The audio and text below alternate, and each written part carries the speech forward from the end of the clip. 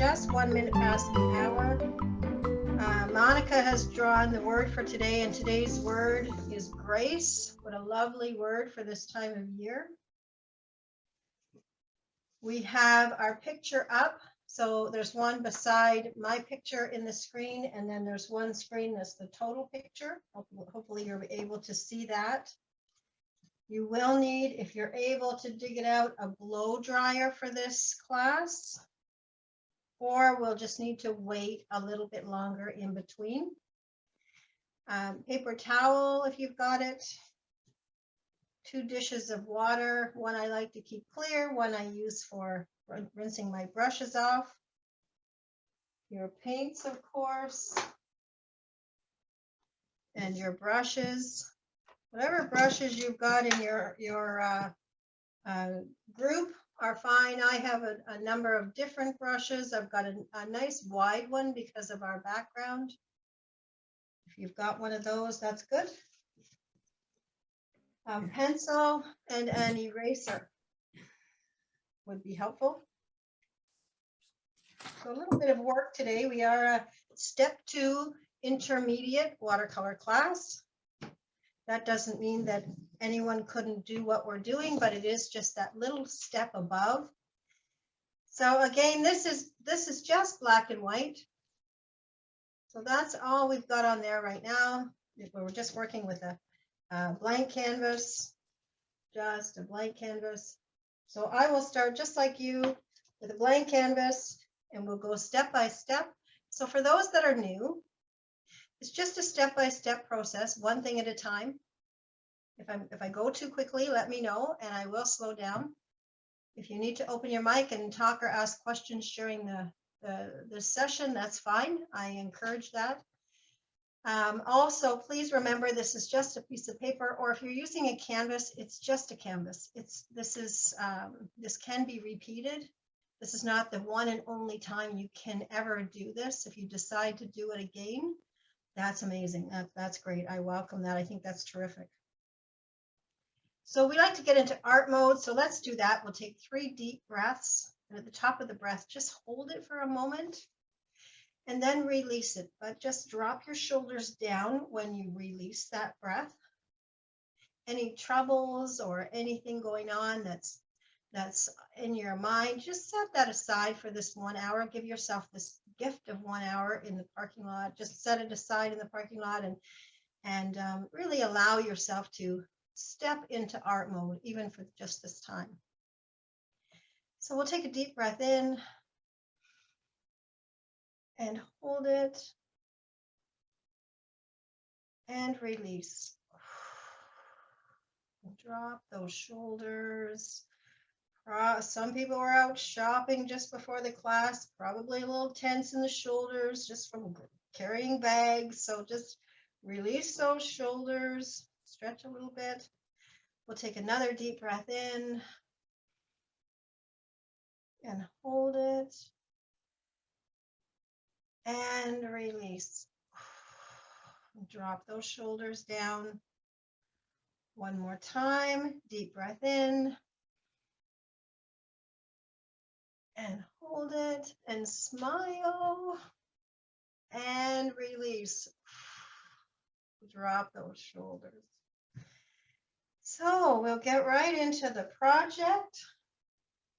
Now I have drawn a circle on mine, and it doesn't have to be a perfect circle because as you can see the moon in the picture, the edges are covered over.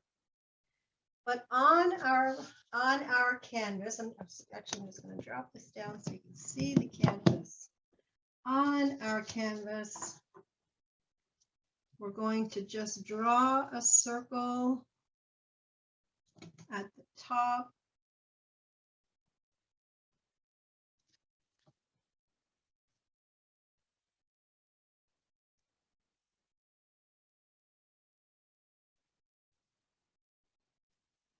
And then as we go down on the bottom of our canvas, from the bottom corner, where the same side where you've drawn that circle, the same, oops, that didn't work. That's not helping. The same side that you've drawn the circle on, at the bottom corner, you're going to start and draw a line up, and it doesn't have to be a straight line. And you're coming up about 2.5 inches to the far side.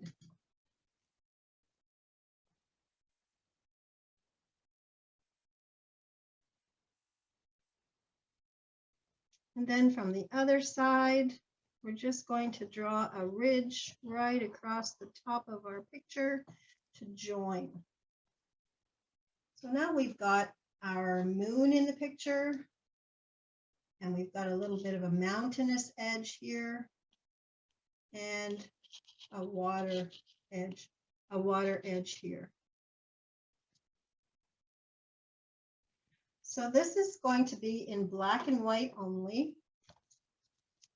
We're going to do a number of variations of blending black and white together, black and water, just to make it a light gray. Lots of different variations. And one of the things that I had mentioned to you is that this doesn't always have to be only a black and white picture. If you wanted to do this picture in other colors, but just using one color, this is the same picture using yellow and different variations of the yellow using some white. This is in red. This is in purple. This is in burnt sienna or brown. This is the green one. And this is, of course, this is blue. And this is all the same blue. This is all the same green, all the same purple, but lightening and darkening and adding a little bit of white here and there just to change the tone of the color. So that's the same picture in different colors. So let's start with our color black on our tray. So I'm just going to have black. I'm going to mix some water with it so that it's really a fairly thin, fairly light black. And I'm going to start at the top of my canvas with a fairly wide brush, and I'm doing wet paint on dry. And I'm just going around my moon with this gray color.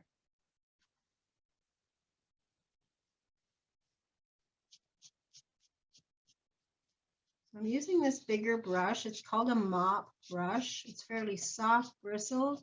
It holds a fair bit of paint and a fair bit of water. So when I'm covering a larger spot, I like to use a little bit bigger brush.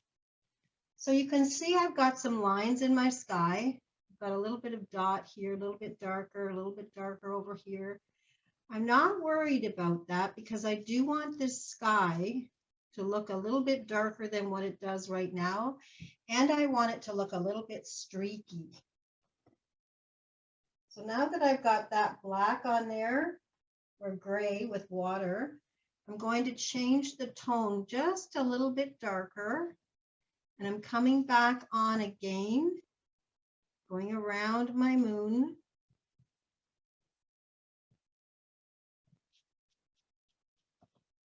And you can see I paint fairly quickly. I don't worry too much about all of the perfect details. I'm just trying to get the color on there, and then I'll decide as I get it on there if I need to lighten or darken.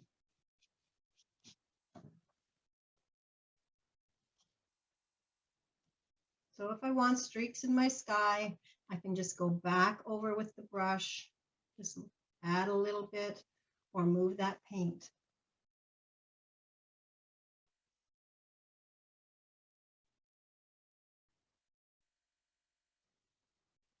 Now I want some of this to come into my moon.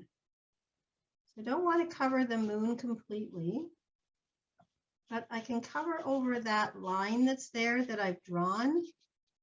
I can disguise it just by adding a little bit of feathering. So really, when I say feathering, it's because I'm touching really lightly with the brush. almost like a feather touch.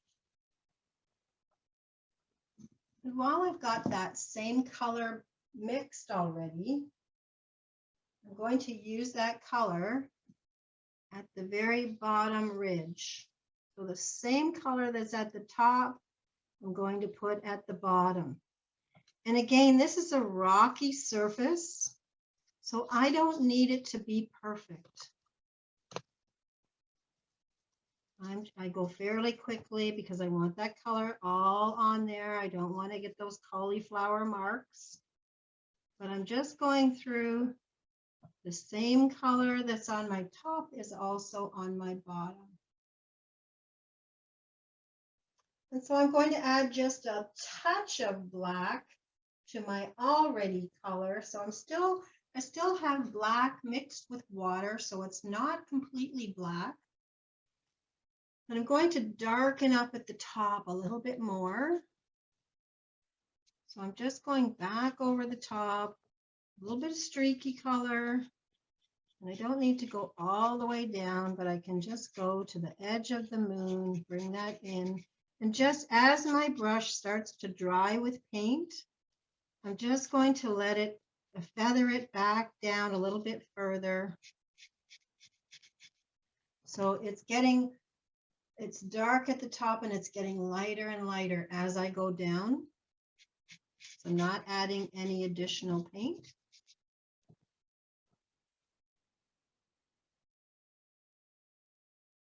And remember, this is going to, even though you put it on this dark, it will dry a little bit lighter because it is watercolor.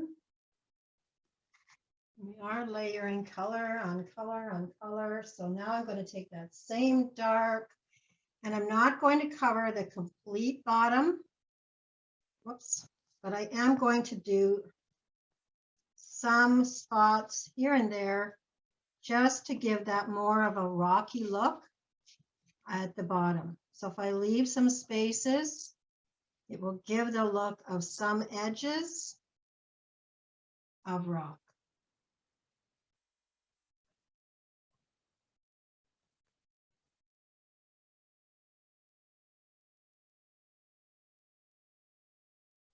How did you exactly do that, Cathy?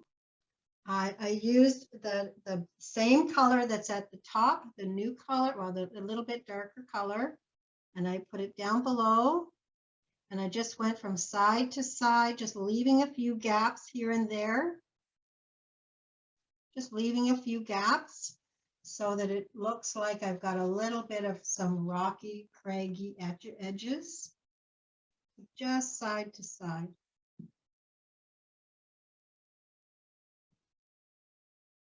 Now that same black color, I'm going to put it in another little tray on my mixing palette, and I'm going to make that black gray color just a little bit lighter, and I'm going to paint the next layer a lighter color than what's already there. So I still want it to have a color, but it's significantly lighter. And again, I don't need it to be completely perfect. If I've got some ridges or lines in there, that's okay.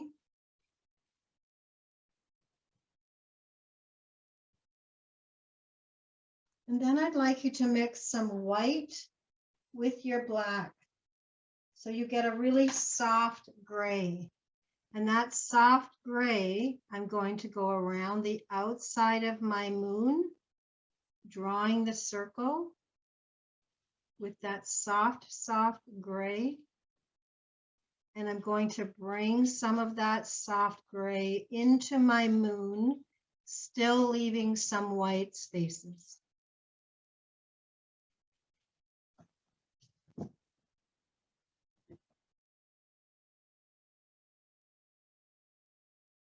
So I've gone all the way around the outside, so I have that rounded look of my moon. And then I brought some of that gray in the center, still leaving some white. Just, Cathy, just put a dot of black into the white then? Yeah, what I did is the black that I already had mixed with water that was thinned out. That's what you mix the white with. And we'll take that gray white mix and we're going to do the sky underneath the moon, still leaving some white spaces. You don't need to fill it all in, but this is a mixture of your gray and white mixed. So you can see already I have a darker gray down at the bottom. I've got an even lighter gray here, which is different again than what's in my sky. So it has a definite difference. And then I've got my sky, which is a varied color, and my moon. And this is all from using black and white. So if your top section just above the dark, that little slice is not darker than your sky, then just add a tiny drop of black and go back and just recover that so that it looks like it's definitely different. So, and I'm going to just take this opportunity just to soften around the bottom of my moon, just to lighten that just a little bit so it blends in better with my sky. I'm just rubbing a damp brush just to blend that just a little bit. And that's just using a damp brush and moving some of the colors that are there.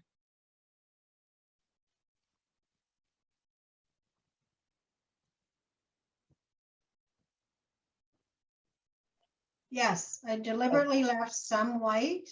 And you can see there's some dark spots here. Oops, there's a dark spot here, a little bit darker. I'm not worried about that. I think it actually adds to the picture. So I'm just going to mute myself. As I'm going to use my blow dryer, the next step that we do, the canvas will have to be dry. So this is a good time for you to dig out your blow dryer and blow dry your picture.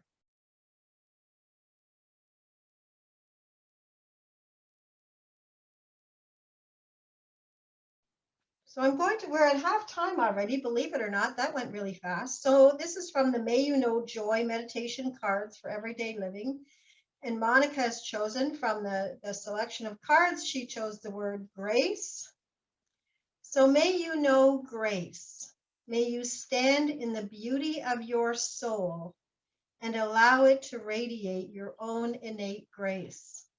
This is your benevolent calm and beauty. It asks for nothing and simply indulges you with loving kindness. Bask in its warming glow. Feel it in your muscles and allow it to move you through the world with an elegant and ease and deftness that creates a ripple effect through the whole universe. All right, so we're going to go ahead and we're going to do a tree now. We're not doing the tree in we're not doing the tree with a pencil. We're just going to use our brush. So I have a number 3 pointed brush, just a number 3 pointed brush, and I've loaded it up with black paint. And I'm going to start at the very bottom of my canvas on the opposite side of the moon. So I'm starting at the bottom and I'm coming straight up, not over the top, but just almost to the top of the moon. So it's just a straight line, and it's not a completely straight line. It is a tree. I don't know any trees that grow in completely straight lines unless they're in a nursery and they're completely confined. So don't worry about it being completely straight. It's just a stick right now. We are going to make it quite a bit wider. So you can see that it will get wider and then thinner as it gets to the top, as trees naturally do.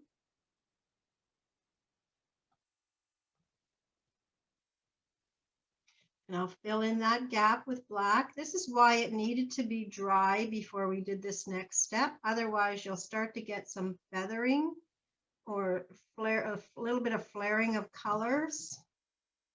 So we just have our stick. This is our the bottom of our tree, our trunk. And I'm coming back into black, and I'm just going to start to create this tree. So firstly, I know I want from about 3/4 the way up the tree, the trunk, I know I want a couple of lines to come into my moon. So you can see they're not perfectly straight lines.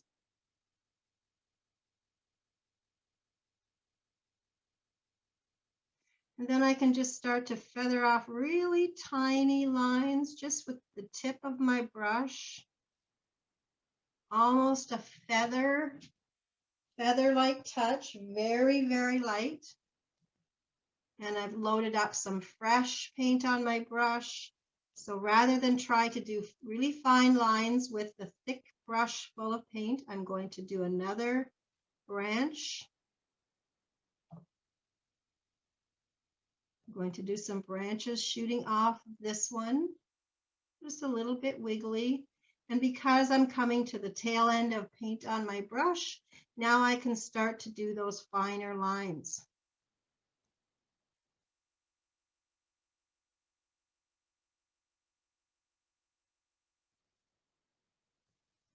So if you're sitting beside someone else or watching someone else do their lines, everyone's lines aren't going to be the same. They don't need to be exact.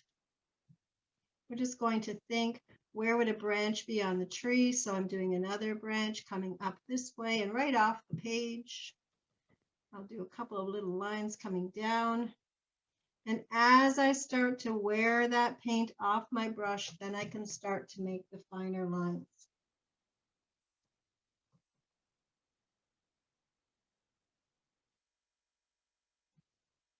And again, a brush loaded with paint. So I'm going to make another stem or another branch coming off. I still have a fair bit of paint on my brush, so I'm going to use that for some bigger branches near the top. And then as my paint starts to thin out, then I can try to make those thinner, narrower branches. I'm not trying to make narrow branches with a brush loaded full of paint. It just isn't going to work. I'm just going to get frustrated.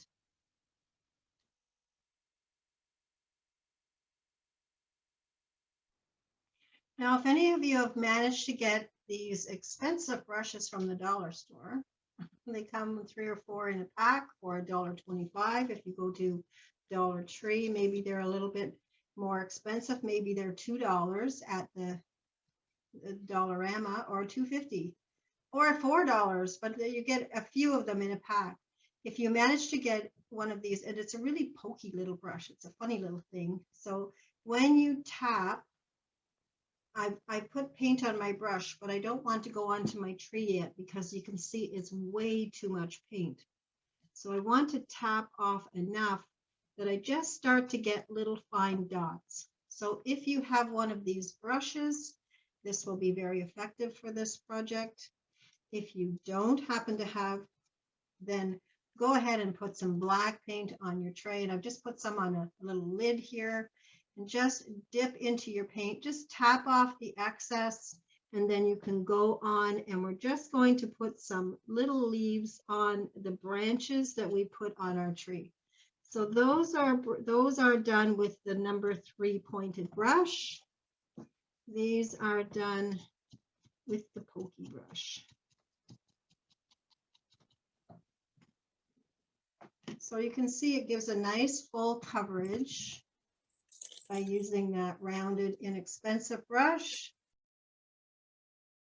You can wet it, but really, really pat off as much water as you can because they hold a lot of water.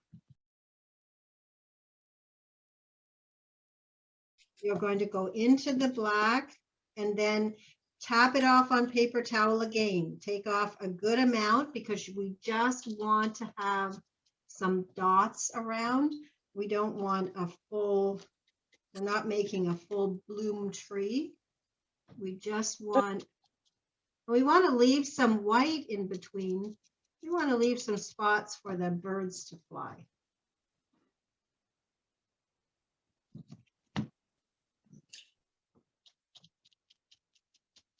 So we're just going around where our branches are.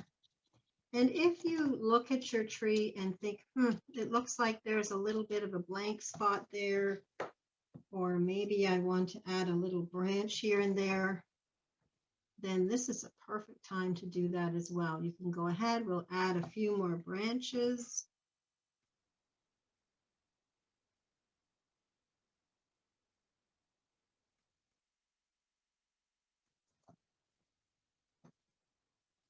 And then a few leaves on there. We do want them to be fresh, black. And if I have a gap where there seems to be leaves and no branch, where there's a white space, I can put a line and it will naturally fill that little space in. So I can just put a little branch from here and it will join onto that leaf.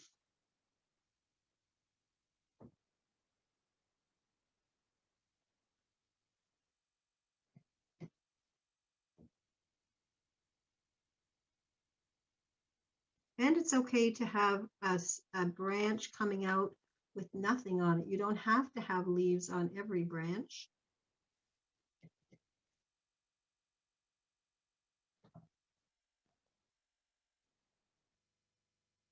And I like to work in odd numbers. Our eyes naturally can compute or make sense of even numbers. But 1, 3, 5, 7, because it's an odd number, it makes our eye look a little bit longer. And that's the intent of your artwork, is to have someone look at it a little bit longer. So I'm going to not just put one bird in the sky, I'm going to put 3.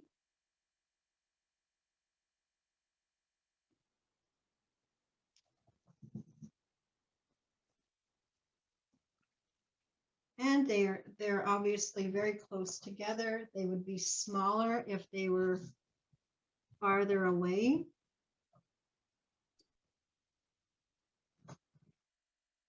And now what's left to do on this is to decide where are we going to put our artist signature.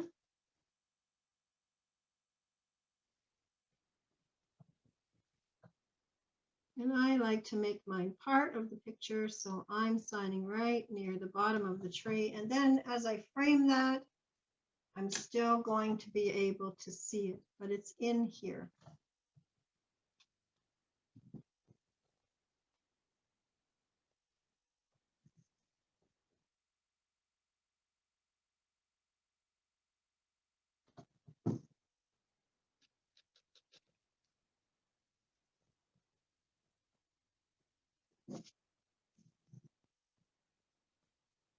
I'm just rounding my moon a little bit at the top too. I find mine looks a little bit square. So I'm just going to use a damp brush and just move that paint. It has no choice but to move when I add a little bit of water.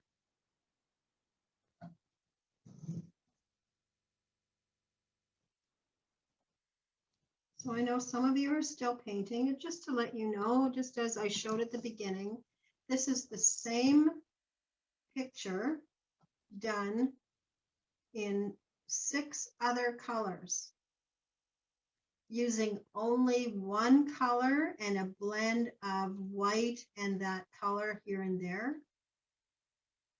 It gives a totally different dimension to the picture. The one that's green looks like it's more summery. The one that's purple, it looks a little bit mystical.